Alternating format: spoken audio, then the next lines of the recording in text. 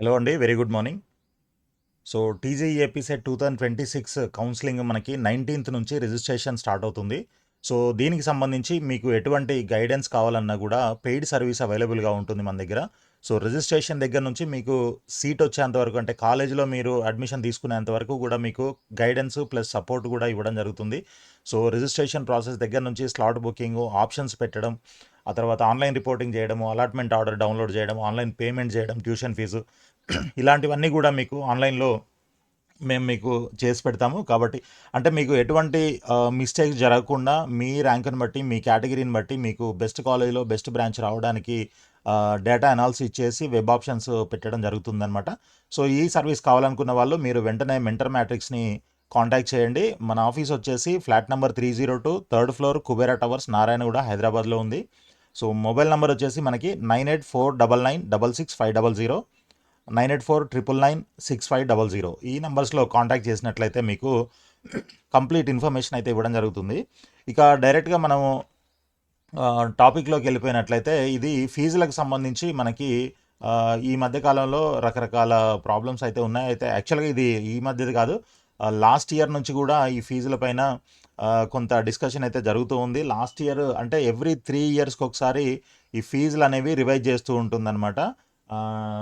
టీఏఎఫ్ఆర్సి committee ఉంటుంది. ఆ committee 3 సంవత్సరాలకు ఒకసారి రివైజ్ చేసి అన్నీ చెక్ చేసి ఏ కాలేజ్కి ఎంత ఫీజు అనేది రికమెండ్ చేస్తుందన్నమాట. సో లాస్ట్ ఇయర్ అది చేయాల్సి ఉండింది. బట్ దానిపైన కొంత ఇష్యూస్ రావడం వల్ల సీఎం గారు మళ్ళీ దాన్ని రివైజ్ చేసి మళ్ళీ ఒకసారి అంతా కూడా కరెక్ట్గా వెరిఫై చేసి ఫైనల్ చేయండి అని చెప్పడం వల్ల, సో అదే లాస్ట్ ఇయర్ ప్రీవియస్ ఇయర్ ర్యాంక్సే, అదే ఐ మీన్ ఫీజులే కంటిన్యూ అయ్యాయి అనమాట. సో ఈ సంవత్సరం అవి పెరగడానికి ఛాన్సెస్ అయితే ఉన్నాయి. అయితే దాని ప్రకారంగా ఒక జీవో ఇష్యూ చేయడం జరిగింది మార్చ్లో. సో ఆ విధంగా చూసుకున్నట్లయితే కొన్ని కాలేజెస్ వాళ్ళ కాలేజీకి తగినంత ఫీజులు పెరగలేదు, మాకు ఇబ్బందులు అవుతున్నాయి, ఫైనాన్షియల్ ప్రాబ్లమ్స్ అవుతున్నాయి అని చెప్పేసి వాళ్ళు కోర్టుకు వెళ్ళడం జరిగిందనమాట. సో దానిపైన ఇటువంటి, అంటే ఇప్పుడు మనకి మళ్ళీ ఆ కాలేజ్ వాళ్ళని పిలిచి డిస్కస్ చేసి చెప్పడం జరిగింది అసలు ఎందుకు పెంచాలి ఏంటి అనేది. సో దానికి సంబంధించిందే ఈ న్యూస్ అనమాట. ఒక్కసారి డీటెయిల్డ్గా ఒకసారి తెలుసుకునే ప్రయత్నం చేద్దాము. సో అన్ని ఖర్చులు విద్యార్థుల నుంచే వసూలు చేస్తారా అని టీఏఎఫ్ఆర్సీ కమిటీ ఈ కాలేజీ వాళ్ళనే అడుగుతుందన్నమాట. సో ఇంజనీరింగ్ కాలేజీల యాజమాన్యాలకు ఎఫ్ఆర్సీ ప్రశ్నలు. సో ఆడిట్ రిపోర్ట్లు పరిశీలించి ప్రభుత్వానికి నివేదిస్తామని వెల్లడించింది. తర్వాత ఫీజులు పెంచకపోతే వేతనాలు శాలరీస్ ఇవ్వలేమని కాలేజీలు చెప్తున్నాయన్నమాట. సో ఫీజులు పెంచితేనే మేము ఫ్యాకల్టీకి మన శాలరీస్ ఇవ్వగలుగుతాము, లేకపోతే ఇవ్వలేము, ఇబ్బంది అవుతుంది మాకు అన్నట్టుగా వీళ్ళు చెప్పడం జరిగింది. సో అయితే మీరు కోరినంత ఫీజులు ఎందుకు పెంచాలి, అన్ని ఖర్చులు విద్యార్థుల నుంచే వసూలు చేయడం సరైందేనా, కాలేజీల్లో నాణ్యత ప్రమాణాలు ఉన్నాయని చెప్పేందుకు ఆధారాలు ఏంటి, 3 ఏళ్లుగా కొత్తగా తీసుకొచ్చిన ల్యాబొరేటరీస్ ఎన్ని, లైబ్రరీలు ఎన్ని, ప్రైవేట్ ఇంజనీరింగ్ కాలేజీ యాజమాన్యాలకు రాష్ట్ర ఫీజుల నియంత్రణ కమిటీ ఎఫ్ఆర్సి వేసిన ప్రశ్నలు అన్నమాట ఇవి.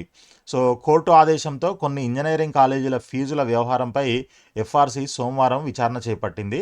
తొలి రోజు 6 కాలేజీల ప్రతినిధులు హాజరయ్యారు. మొత్తం 12 కాలేజీలు కోర్టుకు వెళ్ళడం జరిగిందనమాట.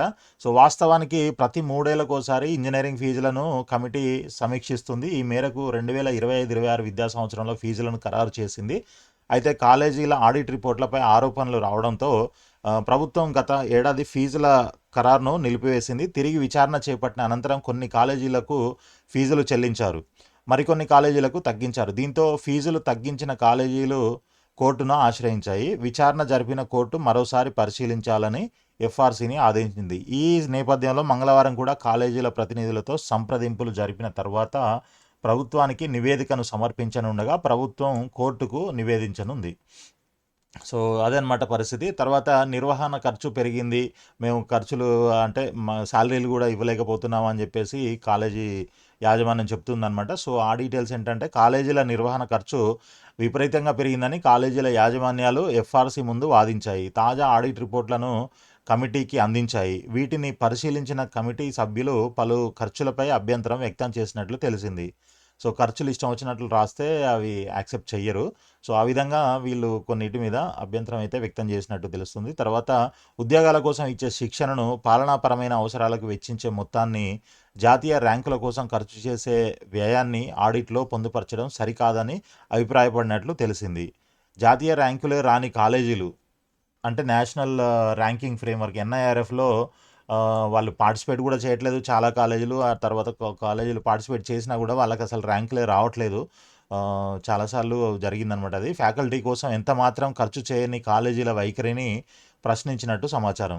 అయితే 3 ఏళ్లలో ఒకసారి ర్యాంకులు రానంత మాత్రాన దాన్ని కొలమానంగా తీసుకోవడం సరికాదని కాలేజీలు అంటున్నాయి. సో ఎన్ఐఆర్ఎఫ్ గురించి ఒకటి చిన్న పాయింట్ అనమాట ఇక్కడ. 3 ఏళ్లలో ఒకసారి ర్యాంకులు రానంత మాత్రాన అంటే మిగిలిన 2 సార్లు వచ్చాయా అని అంటే మరి వచ్చాయి ఎన్ని కాలేజీలకు వచ్చాయనేది అయితే తెలియదు. ఇంజనీరింగ్ స్ట్రీమ్‌లో చూస్తే మన స్టేట్ నుంచి కాలేజెస్ మ్యాక్సిమం లేనే లేవు. అన్నీ జస్ట్ పార్టిసిపేటింగ్ ఇన్‌స్టిట్యూషన్స్ లిస్ట్‌లో మాత్రమే ఉన్నాయి గానీ, ర్యాంక్ వచ్చిన వాటిల్లో 1, 2 కంటే ఎక్కువ లేనట్లున్నాయి. అది కూడా ఒకసారి మనం డిస్కస్ చేసే ప్రయత్నం అయితే చేద్దాము. సో, అది కాకుండా ఇంకొకటేంటంటే ఎన్ఐఆర్ఎఫ్ ర్యాంకింగ్ ఇవ్వాలి అనంటే ఎన్ఐఆర్ఎఫ్ ప్రీవియస్ 3 ఇయర్స్ డేటా తీసుకొని దాని మొత్తం అంటే యావరేజ్‌గా తీసుకొని దాని ప్రకారంగా ర్యాంకులనేవి అంటే స్కోర్ ప్రకారంగా ర్యాంకులు కేటాయిస్తుంటుందనమాట. సో, ఒకసారి రాలేదు అనంటే వాళ్ళు లాస్ట్ 3 ఇయర్స్ వాళ్ళ డేటా కరెక్ట్‌గా లేదని. అంటే సరిపోయేంత ర్యాంక్ వచ్చేంత డేటా లేదు అని దాని అర్థం. మరి అది కూడా ఆలోచించాలి. సో, ప్రతి ఏటా బోధనేతర సిబ్బంది వేతనాలు పెంచుతున్నామని, ఫీజులు తగ్గించడం వల్ల వేతనాల్లో కోత పెట్టాల్సి వస్తుందని చెబుతున్నాయి. ఇప్పటికే నైపుణ్యం ఉన్న అధ్యాపకులు అంటే ప్రొఫెసర్స్ ఇతర రాష్ట్రాలకు వెళ్లారని కమిటీ దృష్టికి తెచ్చాయి. సో, ఆలోచించండి ఇలాంటి సిచ్యువేషన్ ఉంది. మరి అంటే మంచి టాలెంట్ ఉన్న ప్రొఫెసర్స్, ఫ్యాకల్టీ మెంబర్స్ అంతా కూడా ఇక్కడ శాలరీలు సరిగ్గా ఇవ్వట్లేదని చెప్పేసి వేరే స్టేట్స్‌కి వెళ్తున్నారని వాళ్ళే ఒప్పుకుంటున్నారు. దాన్ని బట్టి ఆలోచించుకోండి. కాలేజీల్లో ఫ్యాకల్టీ ఎలా ఉంది, ఏంటి అనేది కూడా మీరు ఆప్షన్స్ పెట్టేటప్పుడు ఈ కౌన్సిలింగ్ స్టార్ట్ అవుతుంది కదా! సో, ఇవన్నీ కూడా మీరు తెలుసుకునే ప్రయత్నం అయితే చేయండి. తర్వాత కాలేజీల అభిప్రాయాలను తెలుసుకున్న ఎఫ్ఆర్‌సి తమ నివేదికను ప్రభుత్వానికి అందజేస్తామని యాజమాన్యాలకు తెలిపింది. ఆడిట్ నివేదికలను నిపుణుల పరిశీలనకు ఇవ్వాలని భావిస్తోంది. మంగళవారం మరికొన్ని కాలేజీల వాదనలు విన్న తర్వాత అన్నిటినీ నిపుణులకు అందజేయనుంది. అవసరమైతే అనుబంధ గుర్తింపు ఇచ్చే యూనివర్సిటీల ప్రతినిధులతో కలిసి కాలేజీలను తనిఖీ చేయాలని, మౌలిక వసతుల కల్పన, ఫ్యాకల్టీని పరిశీలించిన తర్వాత ఫీజులపై ఓ నిర్ణయానికి రావాలని ఎఫ్ఆర్‌సి భావిస్తున్నట్టు తెలిపింది.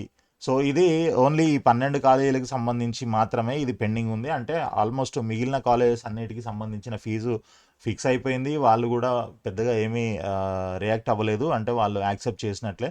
వాళ్ళకి ఎటువంటి ప్రాబ్లమ్ లేదు. ఈ 12 కాలేజీలకి సంబంధించి ఈ ప్రాబ్లమ్ ఉంది కాబట్టి వీళ్ళు మాత్రమే ఈ కోర్ట్‌కెళ్లారు. అందుకనే మళ్ళీ వాళ్ళనందరిని ఒకసారి పిలిచి ఇది ఈ డిస్కషన్ అయితే జరుగుతుంది.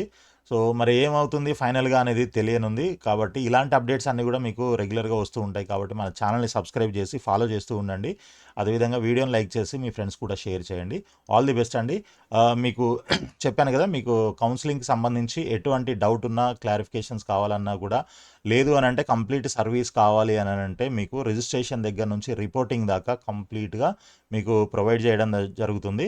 సో, ఇమ్మీడియేట్‌గా కాంటాక్ట్ చేయండి. 9849966500 లేదా 9849996500 ఈ 2 నంబర్స్‌లో కాల్ చేసినట్లయితే డైరెక్ట్‌గా మీకు ఆన్‌లైన్ సర్వీస్ కూడా అవైలబుల్‌గా ఉంది. ఒకవేళ మీరు హైదరాబాద్‌లో లేము, ఆఫీస్‌కి రాలేము అని అనుకుంటే మీరు డిస్ట్రిక్ట్స్‌లో ఉన్నా కూడా మీకు ఆన్‌లైన్‌లో సర్వీస్ అయితే ప్రొవైడ్ చేయడం జరుగుతుంది. మీ తరపున మొత్తం మేమే registration, slot booking, web options పెట్టడము, తర్వాత అలాట్మెంట్ డౌన్లోడ్ చేయడం, ఆన్‌లైన్ ఫీ పేమెంట్ చేయడం, కంప్లీట్‌గా మీకు ప్రాసెస్ అంతా చేయడం జరుగుతుందనమాట. ఎటువంటి మిస్టేక్ జరగకుండా ఉంటుంది. మీరు ఎక్స్‌పర్ట్ గైడెన్స్ తీసుకోవడం బెటర్ అనమాట.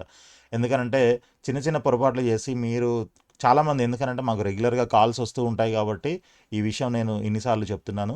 సో, కొంతమంది తెలిసి తెలియక కొన్ని చెప్తూ ఉంటారు.